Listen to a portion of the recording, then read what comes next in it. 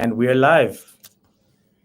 Okay, welcome everyone who's watching to the Truth Talk podcast, virtual podcast. And this podcast is sponsored by Microsoft Academy, the best coding school on earth. But everything you hear from today is completely unbiased. So please don't think that this is a paid promotion of any kind. And I'm extremely honored today to have Nobantu as the guest for today's show. She is an incredible person. I've been a big fan of her content for some time now. And she has this unique thing about her that she took both routes. She did the degree and then she also did a boot camp. So she knows the pros and cons of both. So, Nobantu, if you'd like to introduce yourself. Hi, my name is Nobantu. Yeah, that's it. Okay, very modest. Tell us more about your background. um, I am from East Rand. I'm a mother. I'm a single mother of one. Yeah. What else? When someone says, "Tell me about your background," what do they mean? Like where I went to school? Yeah, tell us from primary school, high school, university, the whole journey to how you got to where you are now.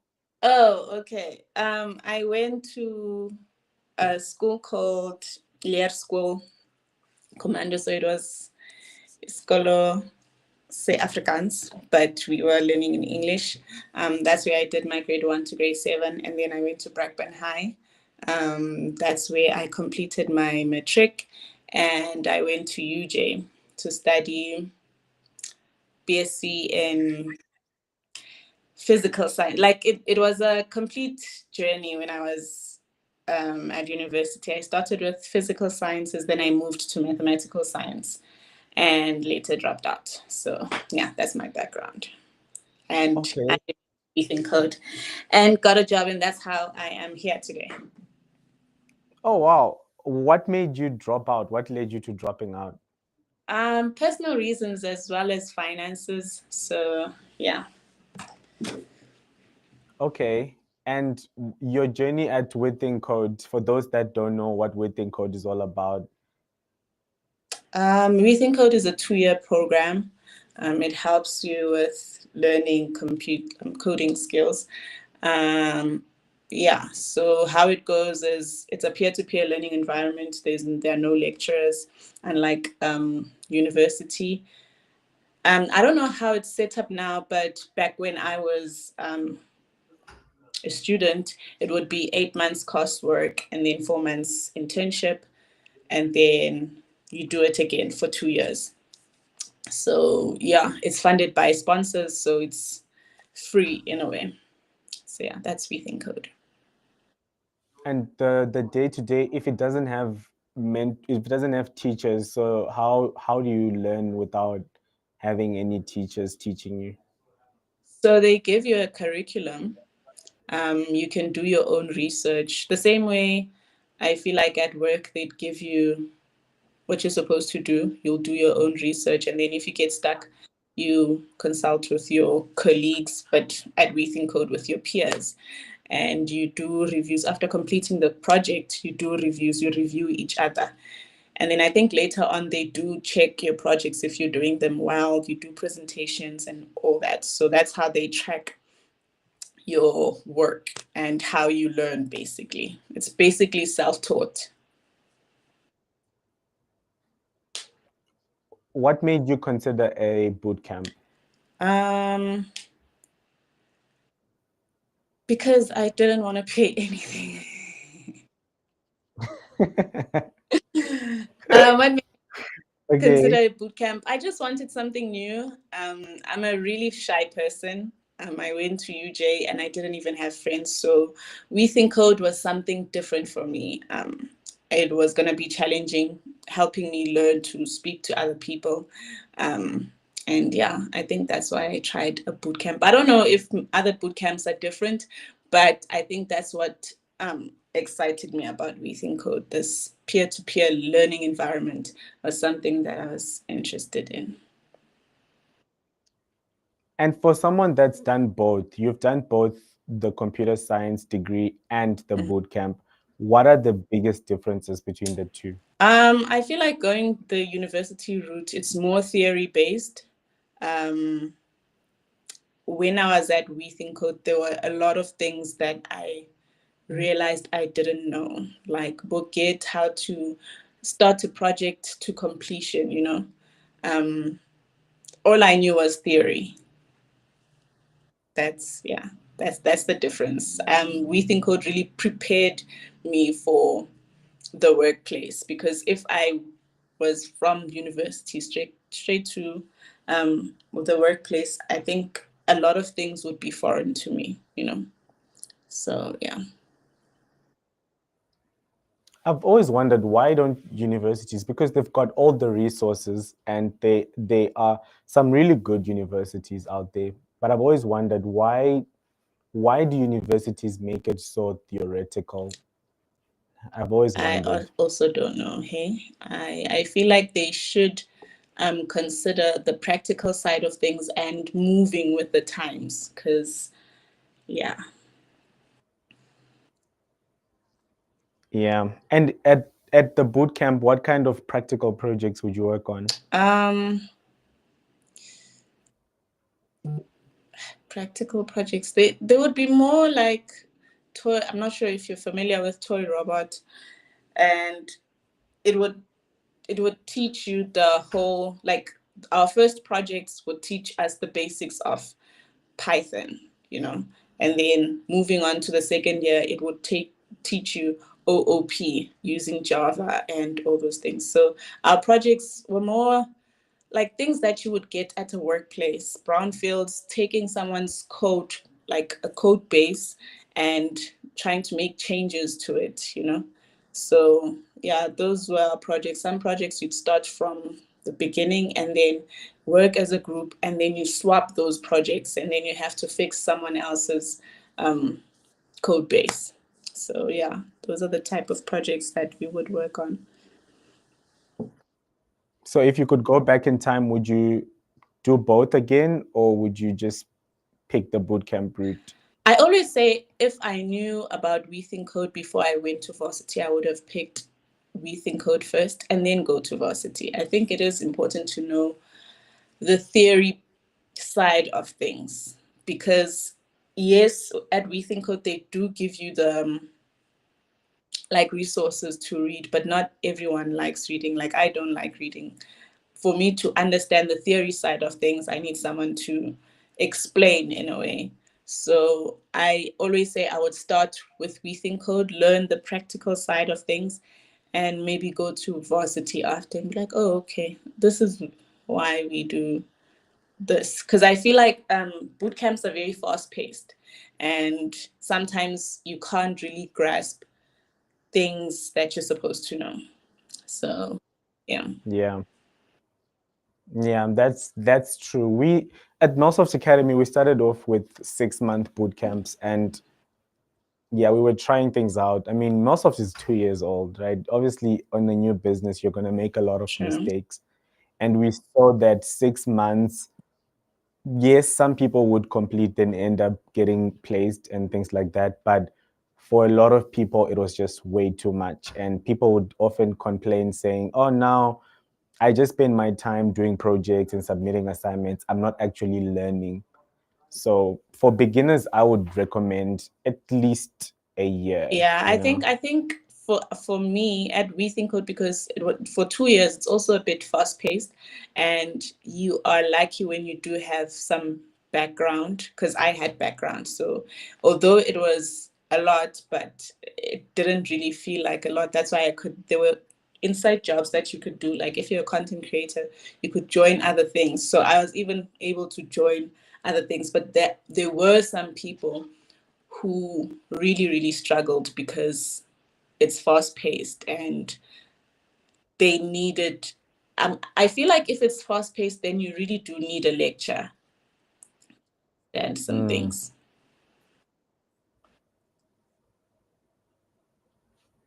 And I'm surprised. So how are the dropout rates at WeThinkCode? Because I understand that it's really, really difficult to get Mhm. in. So I thought maybe the completion rates are also quite high because of the stipend and things like that. I don't know now. Back then it was not too bad. I think it's getting better because people really used to drop out and they also used to kick people out because they would notice that there are some people who just don't understand. And for them, because it's paid by sponsors, you can't really take that person to the workplace. They're not ready. So with us, with our Mm, cohort, it wasn't so bad. It wasn't so bad. Maybe 80%. So yeah. wow, that's amazing. And how did WeThinkCode prepare you for your first job? Um with the whole cohort, I mean the 2 years, I think that prepared me for the workplace because even when it went to interviews, when they asked about get and all those things, it's things that we had already done. They even give you, when you do projects, you can even get a chance to be a team lead, so you know how things work, you know. So yeah, it really prepared me for the workplace. It was easy even when they even did mock interviews. So before you even go to the interviews, you have already prepared yourself for such. I'm a big fan of WeThinkCode, and that's why I actively promote them on my platforms. I don't have a problem. Some people might think, oh no, isn't it your competition and things like that? But honestly, I'm just a big fan because I haven't met a single WeThinkCode graduate that disappointed me in the Mm, industry. that's great. Yeah. So yeah, no, please, if Nyari is watching this, please clip this and send it to Nyari and say Larreth Jimu is a big Will fan. do. Yeah. So you have mentioned a few things, but I'm just going to ask you this question Mhm. again. What's the most important thing that a bootcamp taught you that you didn't get at university? The practical side of things. The practical side of things. Because at university, I feel like, because also you're not just doing one module, you're not just doing computer science, there's mathematics, there's all these other things. But when you're at Rethink Code, you're focusing on coding. And yeah, yeah. At varsity, it was something else. I even the theory part of things I couldn't understand, so I was using Ukrema because there are other important modules that I need to focus on. So yeah. So now you're working, you managed to land a tech job. Congratulations. And you've been in the field for some time now. Hmm. What is the biggest mistake that people make before they enter the tech industry? I think the biggest mistake is acting as though you know everything. Like, I've got this. You realize that no, actually become a sponge and absorb, and then go from there. You know. Hmm, interesting. So do you see a lot of juniors come in and then they have a problem, they just think, nah, I can fix it on my own and stuff Yes. like Not that? only that, I think also being scared of asking, so you think asking will make you look dumb. I mean, we all just there struggling, you know. So yeah. Interesting.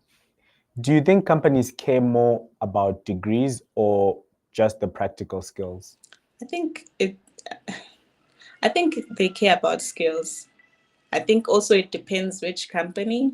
I don't know. But I do believe they do care more about skills because you get interviews. I've been on some interviews and they don't require like your they just want to know what are your skills and your knowledge based on projects, you know.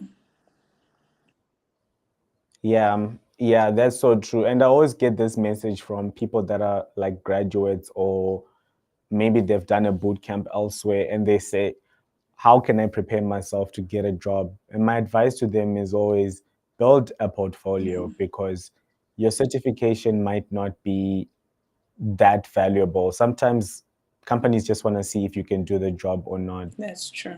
That's you true. know. Yeah. And I've seen you posting a lot on LinkedIn, going to events and stuff like that.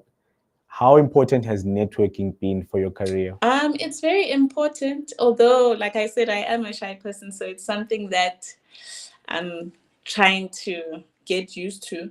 But it's very important. You don't know where your next job will be and who can connect you to that job, or like as a content creator, who can give you an opportunity. So they are important. How do you balance being a shy person and then also posting so much? How do you do it? I feel like talking to a camera is not the same as talking to a person. Like when you talk to a camera, nobody's there, and you can always. I also don't like live streams because you can't really chop. You can't edit stuff Yes. out. So with talking to a camera, it's like I'm talking to myself. I'm talking to the mirror, and I can cut out parts that I do not want, and like sitting with someone having a conversation, and you know. And how has creating content changed your life? In so many ways. I think a lot of people don't know this. I started my YouTube channel in 2018, but it was not based on tech. It was based on hair. I had a hair channel, and um, yeah, when I had the hair channel, it opened so many doors. I even explored modeling. I went to different places. I met some celebrities, and I was like, hey, this can do something for you. It's just that when I started going to WeThinkCode and I'd post a day in a life, and I realized that actually the people who subscribed to my channel wanted to see hair, not about code. So I started a different channel, and then I went to TikTok. So it does, I know the power of content creation and just spreading the words. Whatever you put out, it can reach someone and it can change their whole life. I had a lot of Sure. people, even when I had a hair channel, I was an advocate for natural hair, and a lot of people started that journey, and it would be like, oh, you inspired me to start this. And even with WeThinkCode, when I really started posting about my journey at WeThinkCode, a lot of people were like, I went to WeThinkCode, I'm a dropout, I didn't know what to do, or I've been interested in coding, but I didn't know how to go about it. I didn't know about WeThinkCode and whatnot. And the reason why I started talking about WeThinkCode is because when I was looking for something, there was not a lot about boot camps and whatnot. The only channel that I found was a girl from France who was doing a 42, and their 42 system was the same as WeThinkCode back then. So they were doing the same thing. So I was like, it's the information is not out there, so I might as well put it out there. So yeah. Yeah, credit to you for sticking it out, because a lot of people start YouTube channels or TikTok accounts and then they post once or twice. And then once the feeling of creating content passes, they just completely stop. So credit to you for your consistency. It's hard, but yeah, thank you. Yeah, it's hard. I'm with you. I totally understand how you Mm. feel. So tell me, as apart from consistency, what's the biggest tip that you can give to someone that also wants to start posting content online? Just be yourself. Like whatever thought that you have, just put it out there. So it might help someone, you know. I think what you have to have is sort of like a teaching spirit. I just want to spread information. I always tell people that whatever you do, there's a niche. If you like hiking, then record yourself hiking. There are people who want to explore other places and are not really sure where to go. But if you show them, it will show interest. You'll always have an audience for your niche. So yeah, just be yourself and just post whatever. Yeah, don't be afraid of getting cancelled. Don't be afraid of people saying, Well, your content sucks, be anything afraid like of that. getting canceled, especially if you work. You don't want to, you have to watch what you say, what you engage in.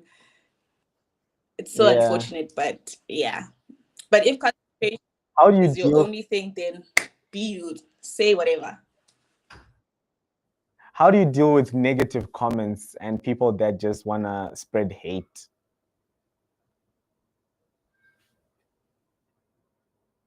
Is it me?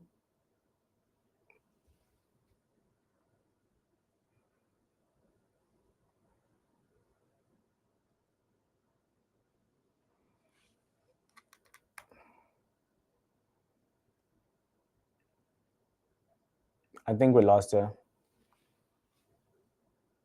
Oh, she's dropping so much value, guys. Like, wow. Oh, thank you, Cleo. Thank you, Shai. Oh, Cloggy. Oh, not Cloggy. Hey, what's up, Shai? Guys, please drop questions in the chat. I'll make sure that we answer all the questions as always. Yeah, it's definitely on her side, but I think she'll be back.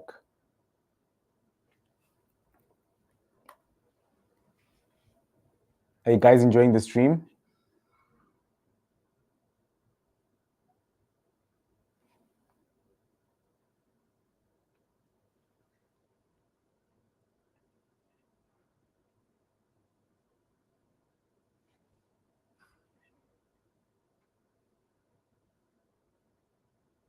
Thank God she is smiling. Yeah, at least it froze when she was smiling.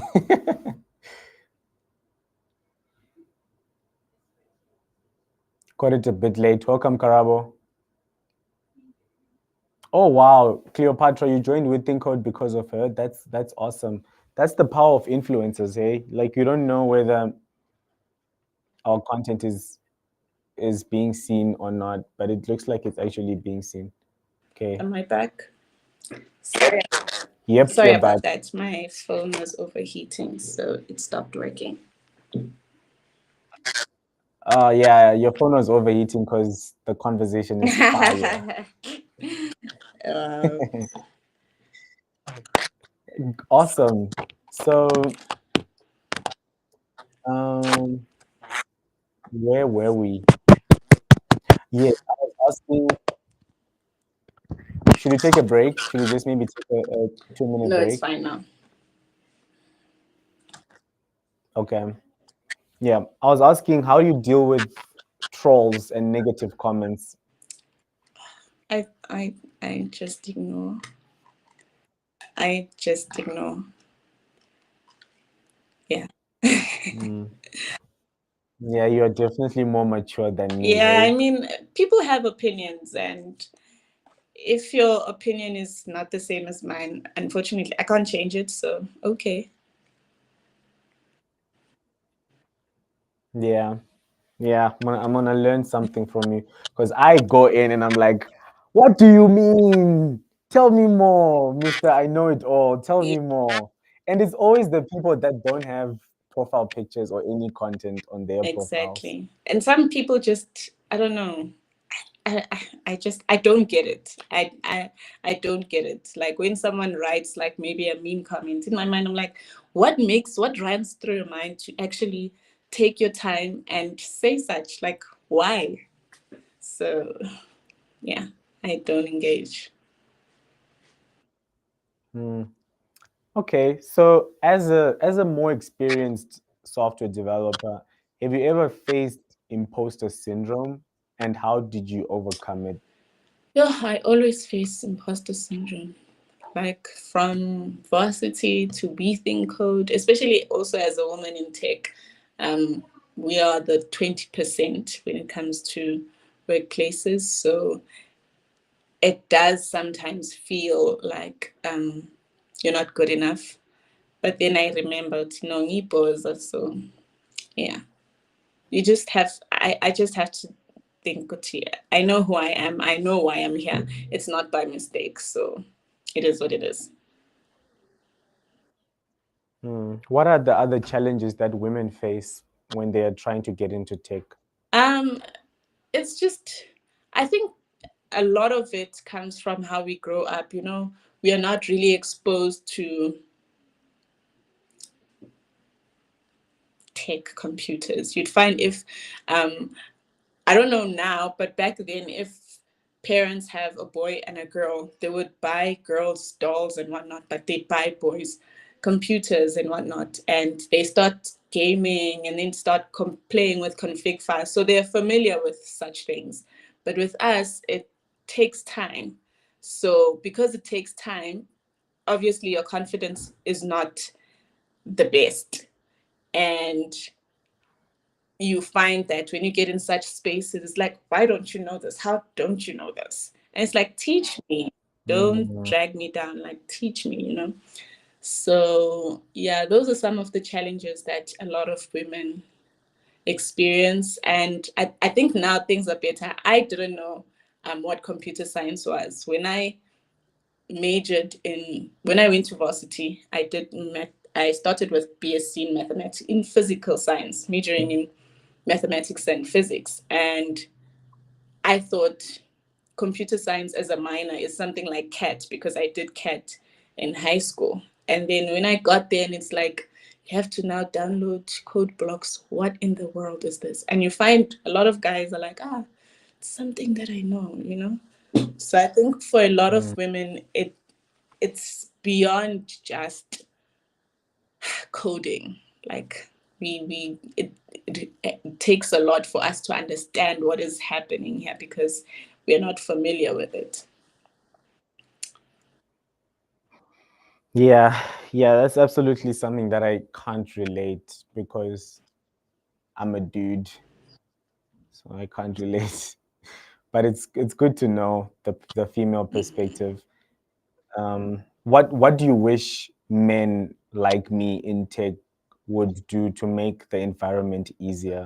Just be more patient and teach in a way that you would teach your friend. Not, there's this, like, some guys like mansplaining. Like, I don't, like, my brain is not working. Why are you explaining like that? Explain it to me properly. Don't tell me like, why you're supposed to know this. No, I mean, I'm asking you because I need help. So yeah, I think being more patient. Good to, hey, I don't have the experience that you have, but yeah. And so, as some guys just take over. You're asking for help, they take over your keyboard and type. No, don't do that. Explain it to me. So yeah. Interesting. What's the biggest myth that people have about coding? That it's hard. I don't know. I feel like coding is just like mathematics. If you don't understand it, you won't like it. Um, the more you understand it and the more you practice, the better you get. And if you don't have interest, then also that coding has money. So far,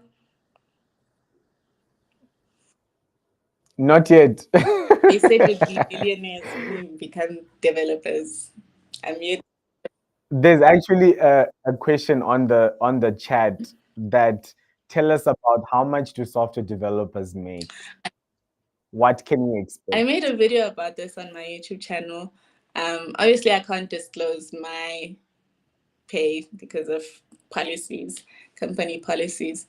But when you start out, I think ranging from 15 to 25, depending which company you go to, you know, that's what you can look at. I don't know if graduates get the same pay as WeThinkCoders, but I've seen that WeThinkCoders like be in the same group as graduates and they get the same amount. So I think Yafana for boot campers or people who come from varsity. So yeah, you can.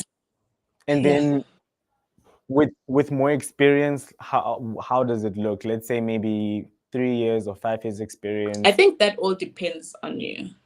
If you can negotiate, because the company will just tell you, okay, we're giving you this percentage that we're giving everybody else, whereby you've been working, So I always tell people, what I've realized, you need to speak for yourself. You know your work. When you start out, record everything that you're doing. If you're going above and beyond, if there's a ticket that a lot of people struggled with, but you were able to complete it, write it down so that when you go and negotiate, now you want what you want, you can tell your manager, you know. Yeah, you're right. You're absolutely right. It definitely depends on yourself and how well you're doing at the job. If you're delivering so much value for a company that you're making them so much money, you can pretty much write your own salary, Yeah. And someone on the chat is also asking, how did you manage to land your first job in tech? It was via WeThinkCode. My internship and my current job it was via WeThinkCode. What's nice about WeThinkCode is if maybe you like maybe they fire you at your current job, you can go back to the loop and they can try find a job for you. So yeah. Okay. Two last questions. What's one piece of advice that you would give to someone that's considering a boot camp? Do it. There's nothing to lose. Do it. Perfect. Very concise, very straight to the point. Love that. Okay. And then lastly, if you could go back in time, what's one thing that you'd change about your career?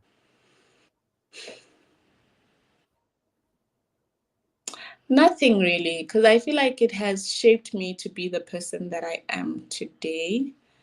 I think if even me working at sales at some point in my life, I think it really helped build my character.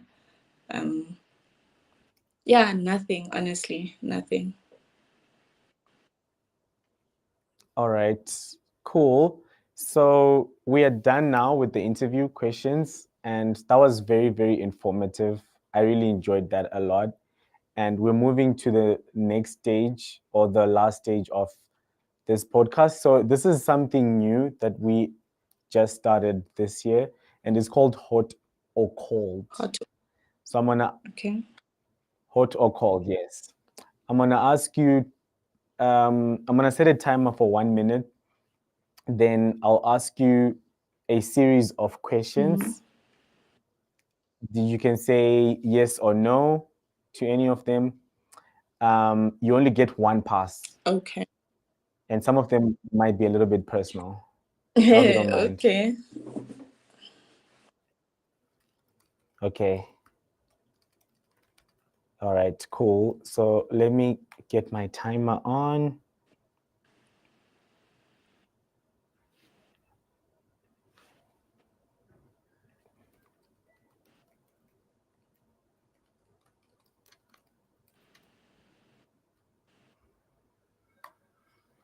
Okay.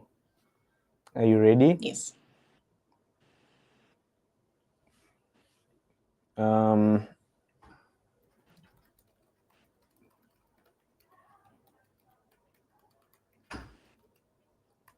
okay, sorry, my bot is just giving me a slight issue, but I Problem? think we've got it now.